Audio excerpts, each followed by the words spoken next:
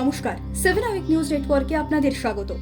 সোমবার গোটা দেশে প্রকাশিত হলো আইসিএসসি এবং আইএসসি বোর্ডের দশম ও দ্বাদশ শ্রেণীর পরীক্ষার ফলাফল। সম্প্রতি প্রকাশিত হয়েছে মাধ্যমিকের ফলাফল।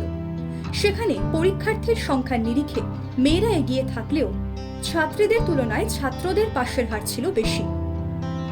এবার আইসিএসসি ও আইএসসিতে দেখা গেল ছেলেদের টেক্কা দিল মেয়েরা।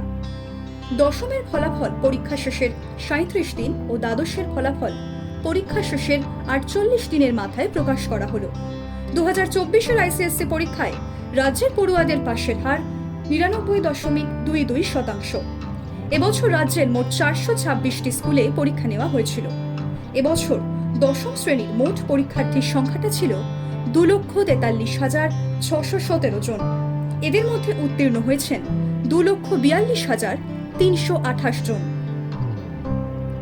কলকাতা সহ গোটা দেশে আইসিএসসি ও আইএসসি বোর্ডের পড়ুয়াদের সার্বিকভাবে ভালো ফলাফলের ছবিটাই সামনে আসছে।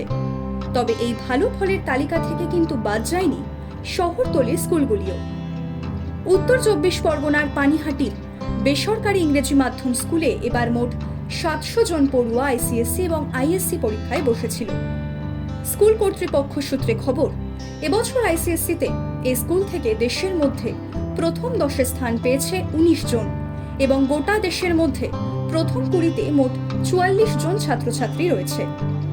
এই বিদ্যালয়ের ছাত্রী অনুষ্কা ঘোষ আইসিএসসিতে সমগ্র দেশের মধ্যে সম্ভাব্য দ্বিতীয় হয়েছে। তার প্রাপ্ত নম্বর 99.60%।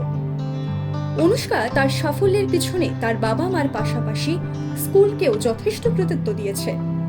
অন্যদিকে স্কুল পরিচালন কমিটির সাধারণ সম্পাদক দ্যুতিমান বন্দ্যোপাধ্যায় ও স্কুলের অধ্যক্ষা লিপিকা ঘোষ জানালেন যে তাদের ছাত্রছাত্রীদের কঠোর পরিশ্রম, বিদ্যালয়ের নিয়ম শৃঙ্খলা ও স্কুলের শিক্ষক শিক্ষিকাদের সুদক্ষ নির্দেশনাতেই আইসিএসসি ও আইএসসিতে এমন নজরকাড়া ফল করেছে তাদের বিদ্যালয়ের পড়ুয়ারা। পানিহাটি থেকে চন্দন সেনগুপ্তের রিপোর্ট, 7 আওয়ার নিউজ নেটওয়ার্ক। আরও বিভিন্ন খবরের আপডেট জানতে হলে 7 আওয়ার নিউজ চ্যানেলটিকে সাবস্ক্রাইব করতে ভুলবেন না, কারণ আপনাদের একটা সাবস্ক্রিপশন আমাদের কাছে অত্যন্ত মূল্যবান। জয় হিন্দ।